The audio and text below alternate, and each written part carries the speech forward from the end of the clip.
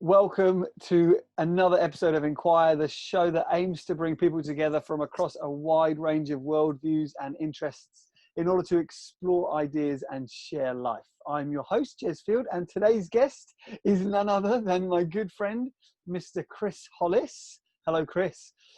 Hello.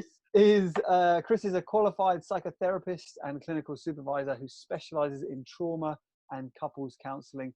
And today we're going to be not just talking about the impact of quarantine or crisis like the coronavirus crisis or pandemic that we're in, but we're going to talk about tips for couples on how to thrive during a time of crisis such as this. Chris is an amazing man with a big brain and lots of very practical, helpful things in it. But before we get there, Chris, the question we ask everybody is, what is your life's greatest discovery? So, Chris, what is your life's greatest discovery?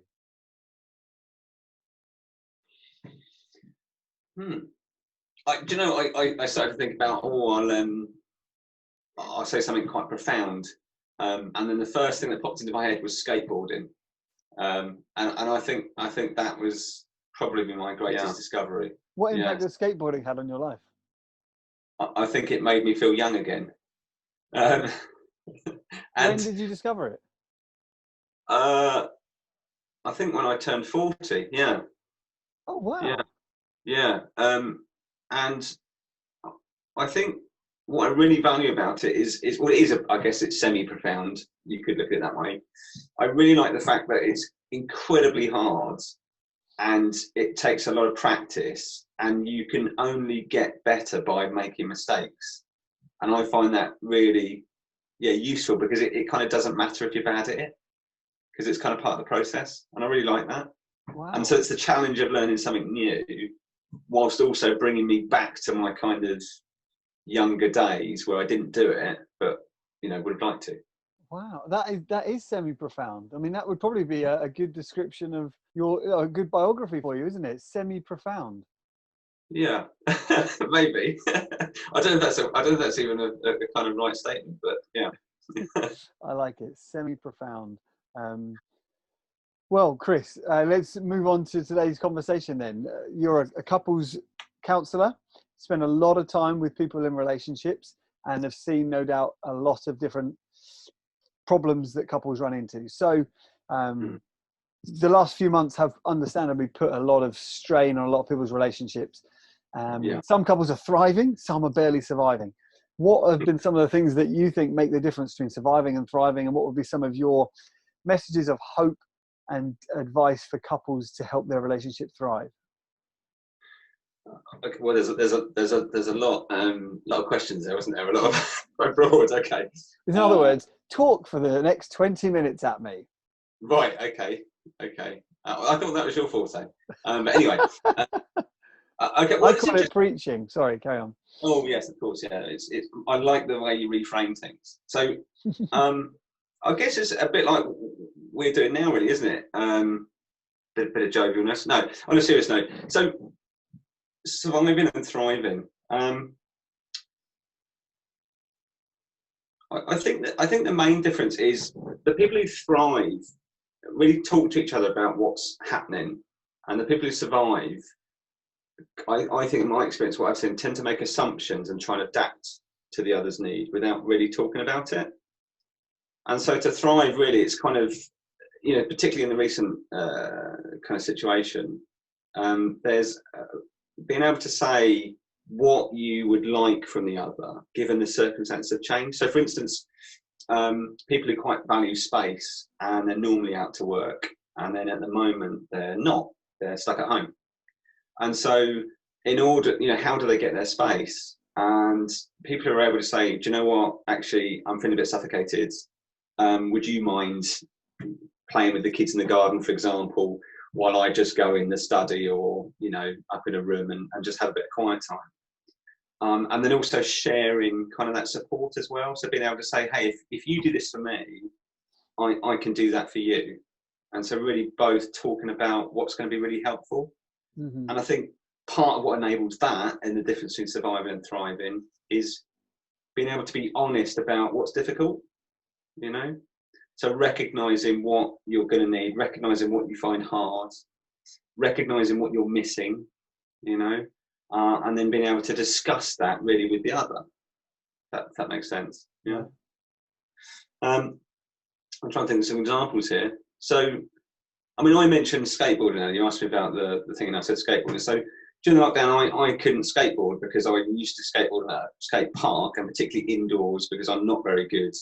And it's less painful on wood than it is concrete. But because all those were closed, that's one of my kind of outlets that's been taken away. And so from that, I'm needing more support from my wife in order to have some kind of outlet, you know, and that one's closed off. So first of all, I have to be able to acknowledge and say, hey, this is what I've lost. And I'm in need of something because of that. And then to share that with my partner around, can you help me obtain something else because of that missing? And then what do you need from me in order for you to help me? Does that add up? Yeah. Wow. Yeah. I mean, there's lots in there that you have shared that I'd love to ask your thoughts on. Let's start with that one of the value of outlets for individuals that are healthy outlets, perhaps, for a couple. Often, like you said, people don't necessarily talk about those outlets. They just do what they want, and it frustrates their partner, and then creates conflict. Yes. And I suppose there are reasons why people don't ask or don't say. They just assume or just go to the pub or just avoid. What are some of the reasons why someone might not feel able to do that? And is the inability to talk in a relationship actually a bigger problem? And how do you help people learn to share? Yeah, that's a good point, because I think, you know, some people don't talk a lot, and some of the relationship might be based on assumptions. Things just kind of muddle along, and it's only until a sort of situation like this that then that kind of changes things. Because, you know, you can't just muddle along, because the things that you do that would ordinarily manage and help that happen have been taken away, you know, like work, like certain outlets. And sometimes the difficulty about asking or talking with each other about that, well, there might be an assumption that it won't be adhered to, or it's not okay to have a need, or it might be seen as weak, or, you know, if you've got in one partner is the strong one partner is the kind of seemingly looked after or protected. So for one of the partners to ask, actually, I need something from you, might be very odd in terms of how the relationship normally runs. So there's lots and lots of reasons why that might be the case. And so it kind of, I think they're the people that will kind of likely struggle more in this kind of period, and are more likely surviving and getting by. And the ones that will kind of thrive have the ability to, I think, be in touch with their own vulnerability and being able to communicate that. Wow. You know, and that's a tall order. Yeah, I mean, it's very hard to be in touch with your own vulnerability is tough, but then to be in touch with it and okay with it enough that you're willing to offer that vulnerability to another one, that's really quite terrifying. And you can understand why people would rather just not talk and just do and just be. But you mentioned just the pressure that crises like this, this pandemic puts on almost I heard it as the roles people assume in a marriage or relationship, I should say, of caregiver, cared for. You've talked to me before about, I mean, it may be dysfunctional roles that people play or fall into sometimes, rescuer and persecutor, but just be helpful for you to explain some of that, because I think that's quite an interesting way of framing how relationships sometimes break down because of those things. Yeah, okay, so that's interesting. So, people adopt certain roles, and what happens within a couple relationship or a family unit, if there's children in the unit as well, is you kind of repeat your kind of a family of origin position. So if you were the peacekeeper or the clown, or, you know, the one that held it all together, or the clever one, or the whatever, then you tend to then repeat that in your relationship. And it rubs along quite nicely as long as that's kind of matches with the other's needs. So let's say, a peacekeeper meets up with someone who's quite sort of into conflict, quite okay with conflict. you know, then you kind of got a semi-good match on some level, because the one who's kind of inviting conflict all the time, you've got the other that says, hey, you know, let's keep things easy. You know, so you've got a kind of nice balance. You know, but I forgot where I'm going now.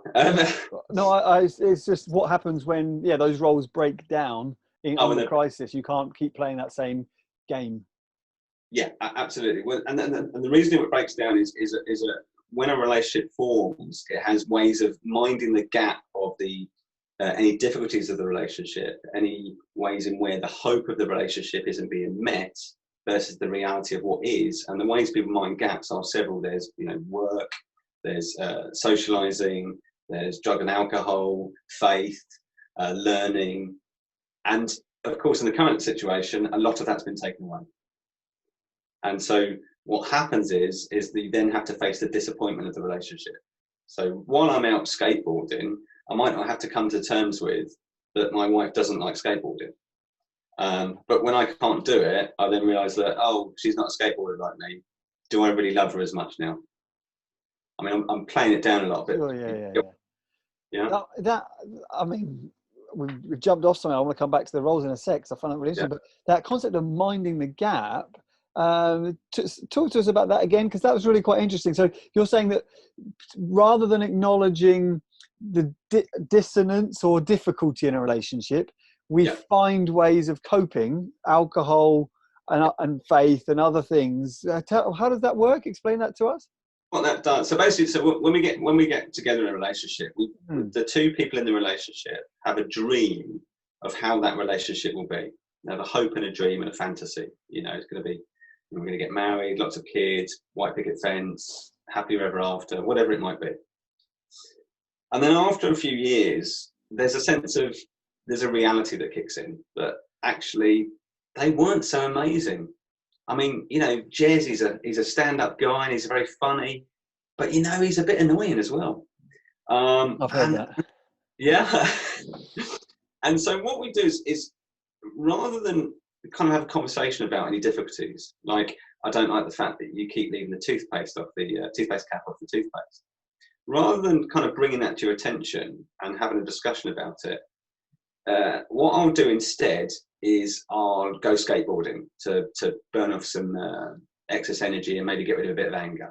And then when I see the toothpaste cap off, I'm not so bothered. Yeah. So it's avoidance. So minding the gap is a way of avoiding conflict. Does that make sense? Yeah. No, I see that. Avoiding the conflict.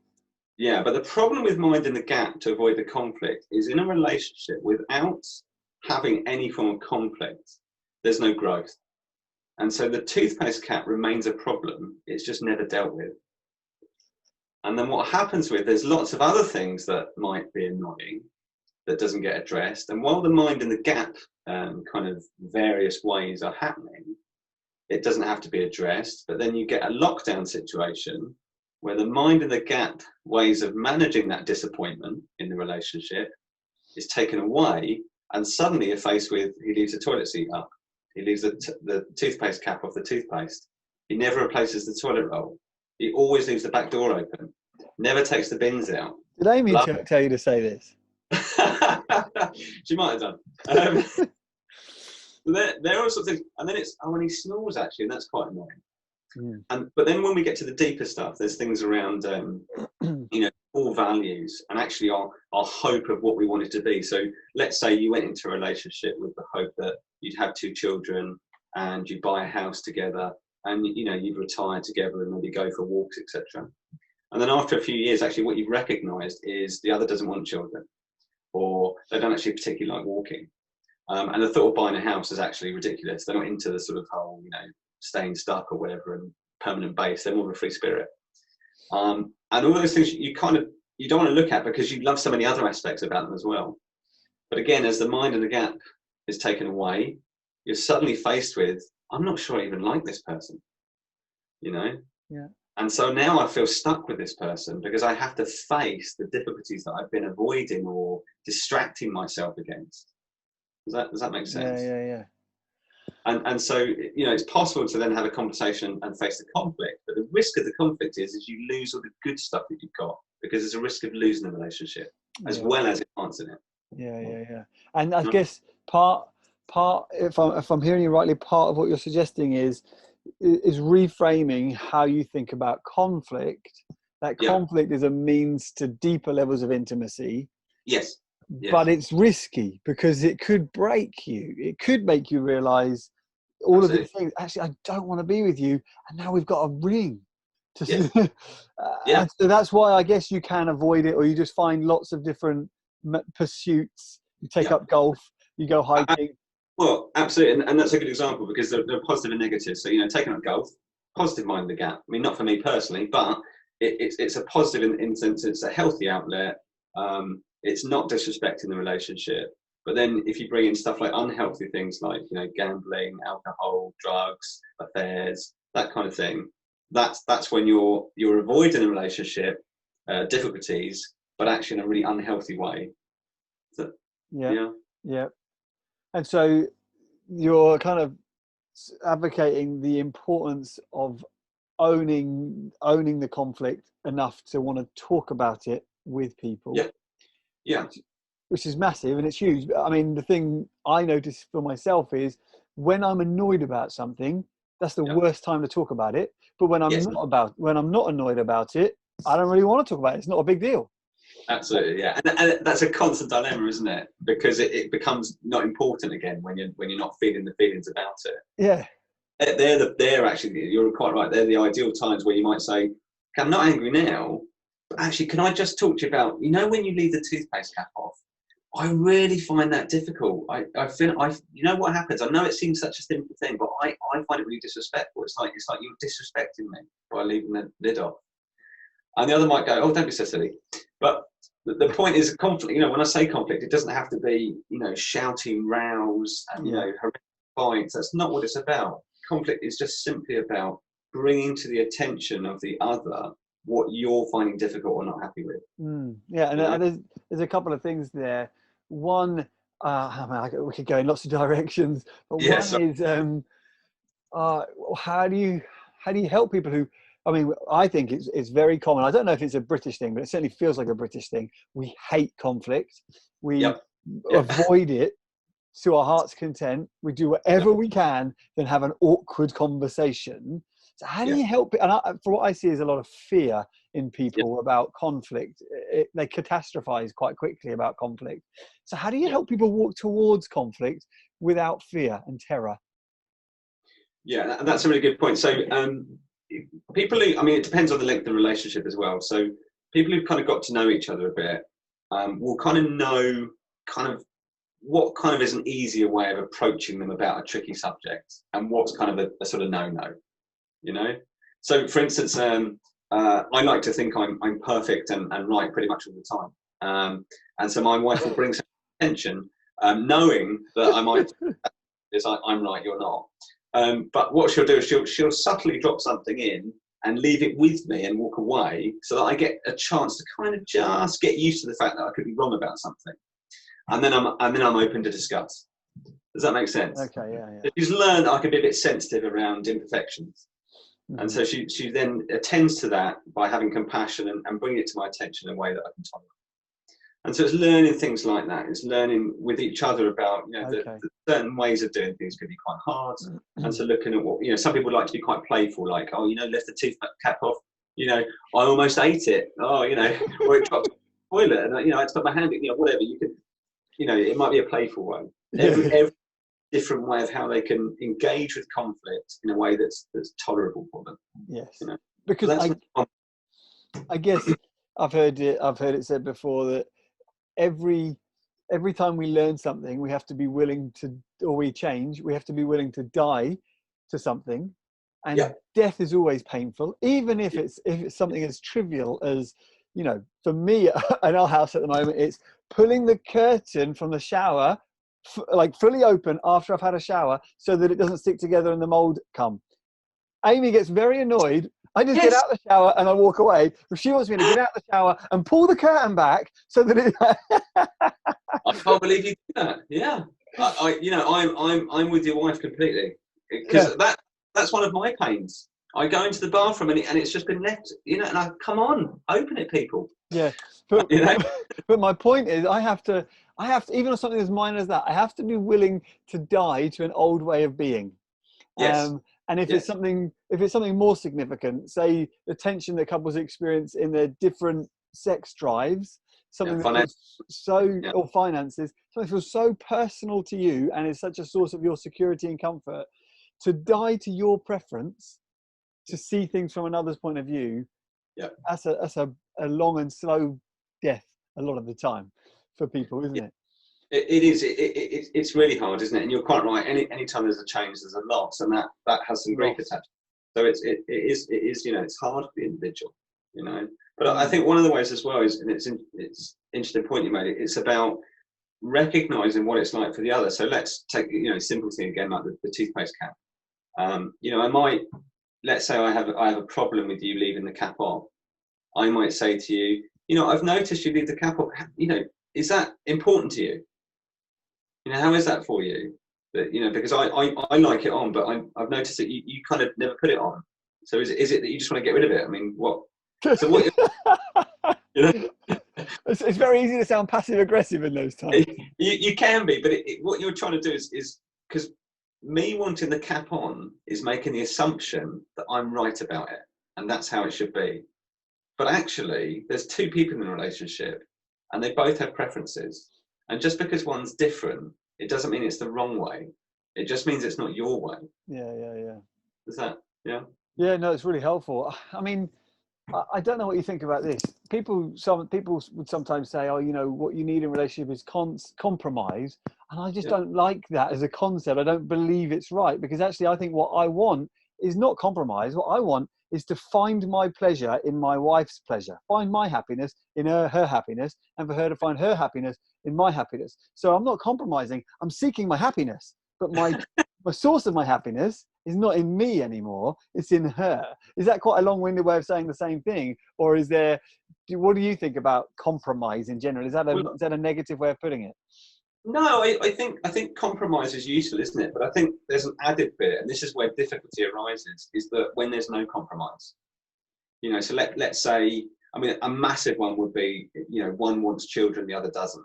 There's no compromise there. You can't meet in the middle, Yeah. A compromise might be that you half put the toothpaste cap on, but it doesn't really work. And so it's for me, I'm not too attached to the words, but in some respects it's useful.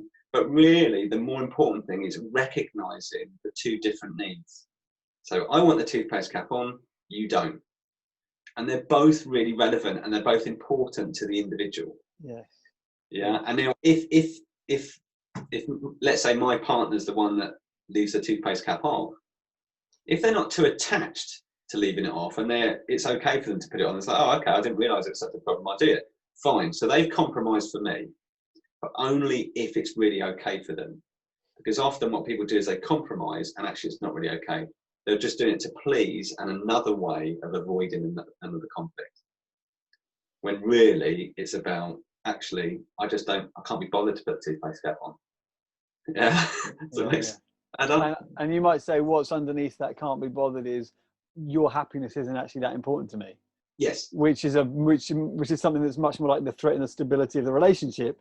So although it's a toothpaste cap, it's actually about, are you willing to try to prefer me in your life? Is there room for me in your life? Well, yeah, absolutely. But you can also spin it the other way, and the person who leaves a toothpaste cap off could say, are you really putting the value of our relationship on the fact that I don't put a toothpaste cap on, when there are so many other ways that I respect you and show my love and appreciation and attentiveness, and that actually leaving the toothpaste cap off could just simply be a habitual behaviour that's been done since childhood and has nothing to do with the partner. Sure. Does that make sense? And then it's perhaps just understanding there's obviously, we're analysing this fictional scenario, but there's obviously something going on in the person's heart that is offended by the toothpaste cap, that they're clinging on for some level of control to get some security, perhaps. I don't know. Perhaps. I mean, there's lots of possibilities, but the point is that it can be made out to be something it's not. Yeah. And through talking about it, there's recognition and compassion for each other's need and difficulty. If the person can meet them halfway and compromise and put the cap on because that's important for the person that needs a bit of control, fine. But if there's a real, I'm not going to put because what really needs to happen in a couple relationship, and this is the real nub, is that these two people with the toothpaste cap, what they really need to come to terms with is accepting the difference of the other, that their partner is always going to leave the toothpaste cap off, and that person is always going to want it on. And that's just the way they are. And if you can accept the way they are and not take it personally, it's a slight on yourself for what the other one is doing, then you're going to be much more content and happier together. That makes sense. Yeah, it does. Chris, one more thing before we draw a conversation to close, I want to come back to. I love what you're saying about the roles that people play that they learn from their family of origin. I'd love to crack some of that open. However, I think where I really want to go. Yeah. There's a lot to do with that. So yeah. Maybe that's another conversation, because that fascinates me. I find that really interesting. But I think what I'd like to just draw out is, you've talked about this with me before. In the example that you gave, the way that the person approaches the conflict, often they ascribe motive to another, or they, in telling them how they feel, they don't actually talk about their feelings. They actually accuse another. Yes. Of motives that they don't hold. Can you talk to us about that? Okay, so like the example of the person who prefers the toothpaste cap on. I wish I'd used a different example. Saying toothpaste cap is actually quite difficult. But the person who wants the cap on, I'm going to put the cap, just put the cap on, I forgot. I've got so obsessed with the toothpaste cap. Give me a question again, sorry. The question is about motive and not ascribing motive. Gotcha. So the person who likes the cap on is assuming that the other is leaving it off because they hate them, if I put it simply. Yeah, they disrespect them, they hate them, they don't care about them. And so that's why they're leaving the cap on. But that's simply not the case, or highly unlikely. But the point is, there's something happening for that individual who wants the cap on that isn't being met in the relationship, and it's being manifested as the cap on the toothpaste. Does that make sense? Yeah. And what it's about then really it's when things happen in a relationship where, like, someone says, oh, you haven't done the washing up, or you've left the cap off, or whatever. It's not really about that. No. It's the underneath is likely in this scenario, this fictional scenario, the one who wants the cap on is feeling disrespected or not attended to in the relationship, or not considered. And that's more difficult to get to. And it's very British for us to say, you've left the toothpaste cap off again, as opposed to, do you know what? Actually, I'm feeling really unattended to, and I really need some more attention and more respect from you. And I'm struggling with that. Yeah, because that's hard to get to and acknowledge. We talk about toothpaste caps, washing, taking the rubbish out, etc., etc. And it comes back to what you said at the beginning, though, about being willing to be vulnerable with someone else, because to tell someone, when you did that, I felt sad, I felt shame, I felt weak, I feel angry when I see that, and I think the reason is I'm actually feeling unloved. That requires guts to have that level of vulnerability. It really does, and you're absolutely right. But there is a simplistic version. So in terms of the here and now, what I think is most useful for couples is just to simply, let's say they wake up in the morning, and one says to the other, okay, this is what I'm planning to do today. What's your plans? And then you talk about that, because that's quite simple. That's quite surface, And then within those plans, if there's anything that needs to be changed, you might then say, oh, okay, right, I know you're planning to do that.